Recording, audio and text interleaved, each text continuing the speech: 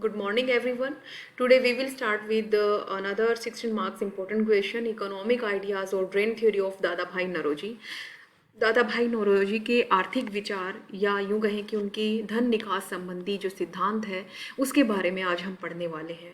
शुरू करने से पहले ये जान लेना जरूरी है कि उनके आर्थिक विचार किस प्रकार से रहे होंगे। ये जानने के लिए कौन सी पुस्तकें जो हैं जो जनता के बीच में आई और हमें पता चला कि दादा भाई नौरोजी इस प्रकार के भारतीय अर्थव्यवस्था के बारे में जानकारी रखते हैं और उन्होंने आर्थिक व्यूज़ अपने जो है दिए हैं। तो सबसे पहले जो बुक है उनकी पॉवर्टी इन इंडिया 1878 में ये बुक आई थी। एक्चुअल में ये बुक नहीं थी, जो ईस्ट इंडिया एसोसिएशन है उसकी एक मुंबई में ब्रांच थी और उस ब्रांच में उनके द्वारा बहुत सारे पम्फलेट्स दिए गए थे, बहुत सारे स्पीच और लेक्चर्स दिए गए थे। उन सबको कंबाइन करके दादा भाई नौरोजी ने एक बुक पब्लिश करवा दी थी 1878 में, जो सेकंड मोस्ट इम्पॉर्टेंट बुक है जिसमें उन्होंने एक अपनी बहुत ही इम्पोर्टेंट और फेमस वेल्थ ड्रेन थ्योरी यानी कि धन का निकास संबंधी सिद्धांत जो उन्होंने दिया है वो है poverty and un British rule in India, जो 1901 में पब्लिश हुई थी, जिसमें उन्होंने बताया कि किस प्रकार से डिस्ट्रक्टिव पॉलिसीज़ जो हैं ब्रिटिश गवर्नमेंट की इंडिया के प्रति, जो विनाशकारी नीतियां हैं, आर्थिक नीतियां, वो किस प्रकार से भारत को गरीबी की ओर धकेल रही है। ये उसमें उन्होंने बहुत अच्छे से एक्सप्लेन किया और बहुत सारे आर्थिक आंकड़े भी उन्होंने इसमें दिए हैं। इसके अलावा the wants and means of India 1870, on the commerce of India 1871, ऐसे इन्होंने बहुत सारे जो है अपना रिसर्च वर्क दिया है जिसमें बताया गया है विद फैक्ट्स और आंकड़ों के साथ कि किस प्रकार से भारत का जो है आर्थिक तौर पर शोषण कर रही है ब्रिटिश गवर्नमेंट। अब हम सबसे इम्पोर्टेंट उनके आर्थिक विचारों का एक बहुत ही इंपॉर्टेंट पॉइंट है और 16 नंबर का एक क्वेश्चन भी आ जाता है, ड्रेन ऑफ वेल्थ थ्योरी यानी कि धन के निकास का सिद्धांत क्या है। तो यहाँ पे धन के निकास के सिद्धांत का जिक्र जब करते हैं दादा भाई नौरोजी तो बताते हैं कि ये जो निकास है यानी कि जो धन को निकालने की प्रक्रिया है, भारत से धन को निकालकर ब्रिटेन तक पहुंचाने की जो प्रक्रिया है ये दो प्रकार से हो रही है। पहला है वो है विजिबल ड्रेन यानी कि दृश्यात्मक निकास, जो कि हमें दिखाई देता है प्रत्यक्ष तौर पर कि किस प्रकार से कर लगाकर या लगान वसूली करके डायरेक्ट ब्रिटिश गवर्नमेंट जो है धन को ब्रिटेन में लेकर जा रही है। इसी प्रकार से जो व्यापार है, व्यापारिक गतिविधियां करके किस प्रकार से धन को जो है भारत से निकालकर ब्रिटेन में लिया जा रहा है और धीरे धीरे जो भारत की सोने की चिड़िया है वो एक गरीब देश के तौर पर बनता जा रहा है। वो कहते हैं कि जो प्रिंसली स्टेट्स है, जो रियासतों के राजा हैं, उनसे उनके एग्रीमेंट हो गए हैं या उनका बॉन्ड हो गया है कि आप जो है किसानों पर अधिक से अधिक लगान लगाइए। उस लगान का 70% या जितना भी कहें, फॉर एग्जाम्पल वो जो है ब्रिटिश गवर्नमेंट रख लेगी और 30% जो है वो राजा रखेंगे। इस तरह से लगान जो है लगा कर और वो पूरे भारत से रियासतों से इकट्ठा करके ब्रिटिशर्स के डायरेक्ट जो है ब्रिटेन में लेकर जा रहे हैं। भारत का उसको कोई लाभ नहीं है उन करों का। इसी तरह से जो व्यापार है, भारत में कच्चा माल कम दामों पर खरीद कर अपने को लेकर जा रहे हैं और बहुत ही उच्च दामों पर वहाँ से बना हुआ पका हुआ माल भारत में बेच रहे हैं। तो कई गुना अंतर से वो भारत में जो है व्यापारिक लाभ कमा रहे हैं। खरीदते बहुत कम दामों पर हैं लेकिन बेचते वहाँ पर भी साफ साफ दिखाई देता है किस तरह से ट्रेड, व्यापार और रेवेन्यू यानी कि लगान या करों के माध्यम से वो डायरेक्ट जो है निकास कर रहे हैं, धन निकाल रहे हैं भारत से और ब्रिटेन में लेकर जा रहे हैं। दूसरा है इनविजिबल ड्रेन यानी कि जो निकास जो है दिखाई नहीं देता, अदृश्यात्मक निकास। ये यहाँ पर दादा भाई नौरोजी कुछ आंकड़े देते हुए भी कहते हैं कि बहुत सारे जो सैन्य अधिकारी हैं, एडमिनिस्ट्रेटिव ऑफिसर्स हैं, जो बहुत सारे ऐसे अधिकारी हैं जो भारत में काम कर रहे हैं ब्रिटिश गवर्नमेंट के अंडर, उनकी सैलरीज और पेंशन जो है वो भारतीयों द्वारा भारतीयों के भारत में जो धन है उससे दी जाती है। इसी प्रकार जो ब्रिटेन में भारत के बहुत सारे डिपार्टमेंट है भारत के मामलों से रिलेटेड, उस डिपार्टमेंट में जितने भी कर्मचारी काम कर रहे हैं उनका जो सैलरी और पेंशन है वो भी सारी की सारी ब्रिटेन जो है भारतीयों के धन से दे रहा है या भारत से वो धन निकाल कर उनको दे रहा है, अपनी तरफ से कोई इन्वेस्टमेंट नहीं कर रहा है उसमें।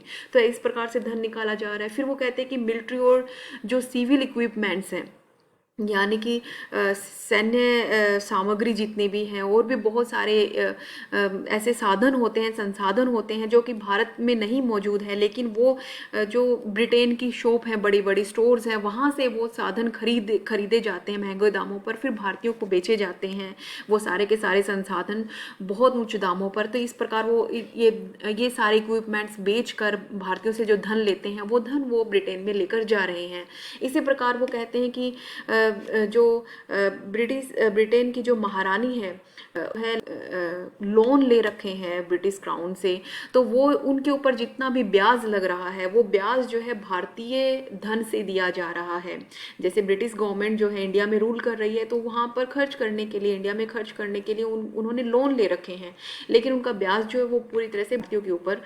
इसी तरह से उनका आगे वो कहते हैं कि जो इनविजिबल है उसमें एक जो जितनी भी इन्वेस्टमेंट्स हो रही हैं इंडस्ट्रीज़ को लगाने के लिए, औद्योगिकरण करने के लिए, वो सारी वो उसका जितना भी प्रॉफिट्स आता है, चाहे उद्योग लगाए हैं या किसी भी प्रकार का कोई भी इन्वेस्ट किया है भारत में, वो सारा का सारा प्रॉफिट का पूरा ब्रिटेन, भारतीयों के को कुछ भी नहीं मिल रहा है। इस प्रकार से ये जितने भी ऊपर वाले आपने डिस्कस किए इन सारे पॉइंट से जितना भी लाभ ब्रिटेन को मिला, ब्रिटेन में जितना भी धन गया, वही जो धन ब्रिटेन में जाने के बाद वो भारतीय धन ब्रिटिश धन कहलाने लगता है। और ये जो ब्रिटिश धन है, ये धन फिर से ब्रिटिश वासी भारत में लेकर आते हैं, ये कह के कि ये ब्रिटेन का धन है, वो भारत में इन्वेस्ट करते हैं और उससे फिर जो प्रॉफिट यानी कि री एंट्री होती है अर्थव्यवस्था में भारतीयों के ही धन की, ब्रिटिश के नाम पर धन लाकर, तो वो जो जितना भी फाइनेंशियल कैपिटल गेन होता है, जितना भी उनको लाभ होता है, वो सारा का सारा जो है वो भी फिर से वो सारा का सारा सरप्लस लाभांश फिर से ब्रिटेन में चला जाता है। इस प्रकार वो प्रॉफिट पे प्रॉफिट कमाए जा रहे हैं। तो ये धन निकास का सिद्धांत, और इससे लेकर उन्होंने कुछ आंकड़े जो कि उस समय के बहुत बड़े आंकड़े हैं, वो कहते हैं कि 1867 में 8 मिलियन पाउंड जो है पर भारत से धन निकाल कर विदेश ब्रिटेन में जा रहा है। इसी प्रकार 1870 में लगभग 12 मिलियन पाउंड जो है धन ब्रिटेन भेजा गया। 1905 में 51.35 मिलियन धन जो है वो ब्रिटेन में गया। इस प्रकार से उन्होंने आंकड़े दिए हैं। इस इकोनॉमिक ड्रेन के जो है नुकसान क्या क्या है, क्या इफेक्ट पड़ा है भारत के ऊपर, वो भी उन्होंने एक्सप्लेन किया अपने बुक्स में। उन्होंने कहा है कि भारत में जो पिछड़ापन है आर्थिक तौर पे, राजनीतिक, सामाजिक, हर प्रकार का जो पिछड़ापन है, उसके कारण ये धन निकासी का सिद्धांत है। भारतीयों को गरीब किया जा रहा है। भारत में धन नहीं है, भारत में जो है करेंसी कम पड़ गई है, ये धन निकासी सिद्धांत की वजह से है। भारतीयों की परचेजिंग पावर उतनी रही नहीं है, भारतीय धन उनके पास धन ही नहीं है कि वो कुछ खरीद पाएँ, क्योंकि सारा धन तो ब्रिटेन में जा चुका है या जा रहा है। इसी प्रकार से क्या है कि भारतीयों के पास अब आय कम हो गई है, इनकम कम है, उन्हें लगान बहुत अधिक देना पड़ता है, और उनके पास धन भी नहीं है, तो आय कम है उनके पास। तो एक ये भी इफेक्ट देखने को मिला है। बेरोजगारी बहुत अधिक बढ़ गई है, क्योंकि भारतीयों को जो है रोजगार कम दिया जा रहा है, या उनको एडमिनिस्ट्रेटिव सेवाओं में उतना ज़्यादा प्रमोट नहीं किया जाता है, और इससे औद्योगिकरण भी बहुत अधिक स्लो हो गया है। जो छठा पॉइंट बताते हैं कि जो किसान है उनके ऊपर लगान जो है लगातार बढ़ाया जा रहा है। और इन सारे पॉइंट्स को देखते हुए, ऊपर वाले 6 पॉइंट्स को देखते हुए, पॉलिटिकल यानी कि राजनीतिक झगड़े भारत और ब्रिटेन के बीच बढ़ रहे हैं, क्योंकि भारतीय नेता डिमांड कर रहे हैं इस निकास के सिद्धांत को निकास की जो व्यवस्था है उसको खत्म करने की, और इंग्लैंड जो है इस व्यवस्था को कायम रखना चाहता है ताकि वो अपना जो है स्वार्थ सिद्ध कर सके। तो भारतीयों नेताओं और अंग्रेजी नेताओं के ऑफिसर्स के बीच में झगड़े की स्थिति हो गई है। अब फिर से हम आते हैं इकोनॉमिक व्यूज़ में, जो कि हम चाहे इकोनॉमिक व्यूज़ से रिलेटेड कोई क्वेश्चन आए या ड्रेन थ्योरी से रिलेटेड कोई भी 16 नंबर का क्वेश्चन आए, आप ये सारे पॉइंट्स उनमें डाल सकते हैं। तो अब हम शुरू करते हैं आर्थिक व्यवस्था का। पहला पॉइंट हमने डिस्कस कर लिया ड्रेन थ्योरी। अब फिर आगे चलते हैं। उनको भारत के जो आर्थिक राष्ट्रवाद है उसका जनक कहा जाता है, क्योंकि उन्होंने भारतीयों को जागरूक किया, उनकी आर्थिक स्थिति को लेकर उन्होंने बताया कि पढ़े लिखे भारतीयों को किस प्रकार जो अंग्रेज है वो शोषण कर रहे हैं भारतीयों का, और जो है उनके हाथ में कोई भी प्रशासनिक सेवा नहीं दी गई, तो उससे उनको कितना नुकसान हो रहा है। इसी प्रकार वो पहले भारतीय थे जो कहते हैं कि ब्रिटिश जो है शासन व्यवस्था वो भारत में आर्थिक शोषण की सबसे बड़ी उत्तरदायी है। उन्होंने ब्रिटिशर्स ने जनता पर पर बहुत सारे कर लगाए हैं, लेकिन वो जो कर लगाने के बाद जो धन मिला है वो सारा का सारा ब्रिटेन ले जाते हैं और वहाँ पर ब्रिटिश जनता है उनके कल्याण पर लगाते हैं, लेकिन भारतीयों के कल्याण पर कुछ भी नहीं लगता।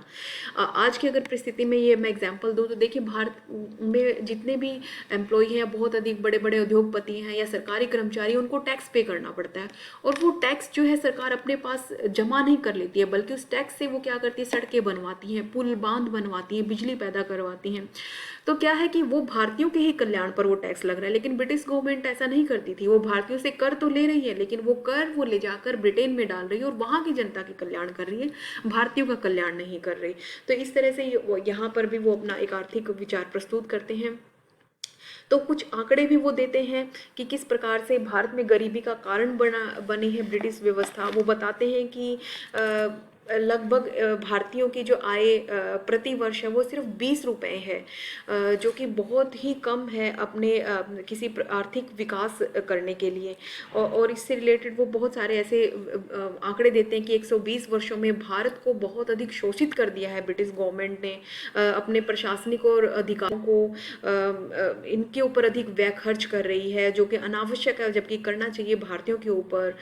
तो दो बहुत बड़े थिंकर हैं, एवलिन बेरिंग और डेविड बारबूरा, इन्होंने जो है बहुत समर्थन किया है दादा भाई नौरोजी के विचारों का। 1901 में कर्जन ने प्रस्तुत किए थे। फिर वो बताते हैं कि भारतीयों की जो आय है और जो कर व्यवस्था है, आय और दर है, बहुत अधिक जो है कर लगाए जा रहे हैं भारतीयों के ऊपर, बट आय जो है उतनी हो नहीं रही है। वो बताते हैं कि किस प्रकार से ब्रिटिशर जो है भारतीयों से धन वसूल रहे हैं। पहले जितना धन वसूला जाता था उससे कई गुना, यानी पूर्वज जो धन देते थे उससे कई गुना धन जो आज के टाइम पे दिया जा रहा है। और नागरिकों पर उनकी कल्याणकारी योजनाओं पर लगाने के बजाय ब्रिटिश गवर्नमेंट अपने आप को समृद्ध कर रही है, एक ब्रिटिश समृद्ध देश बना रही है। भारतीयों के हाथ में कोई भी कर लगाने का या फिर अपनी आय को निर्धारित करने का कोई भी साधन नहीं है। इस प्रकार क्या है कि जो ब्रिटिश गवर्नमेंट है वो शोषण कर रही है भारतीयों का। तो इस प्रकार आय की तुलना में जो है व्यय बहुत अधिक हो रहा है। तीसरा वो कहते हैं कि क्योंकि वो लेबर पार्टी से बहुत अधिक बिलोंग करते हैं, ब्रिटेन की जो लेबर, तो वो मजदूरों के प्रति बहुत अधिक अपना दुख प्रकट करते हैं कि। और एक एम्स्टर्डम में एक इंटरनेशनल सेमिनार हुआ था, इंटरनेशनल सोशलिस्ट कॉन्फ्रेंस हुई थी। उसमें उन्होंने बताया भी मजदूरों के प्रति कि मजदूरों की स्थिति वास्तव में आज बहुत ही दयनीय है, जिसको ऊपर उठाने की कोशिश करनी चाहिए। वो भूखमरी के कगार पर पहुंच गए हैं।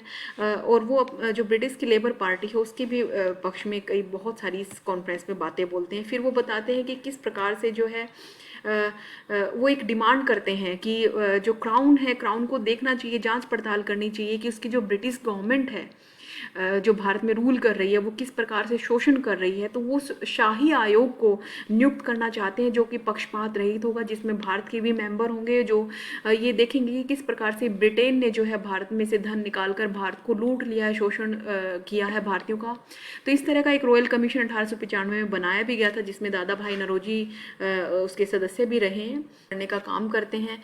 फिर वो कहते हैं कि हाई लेवल के जो एडमिनिस्ट्रेटिव पोस्ट होती है वहाँ पर भारतीयों की कोई भूमिका नहीं है, तो उस भूमिका को बढ़ा देना चाहिए, बड़ी बड़ी पोस्ट पे रखना चाहिए।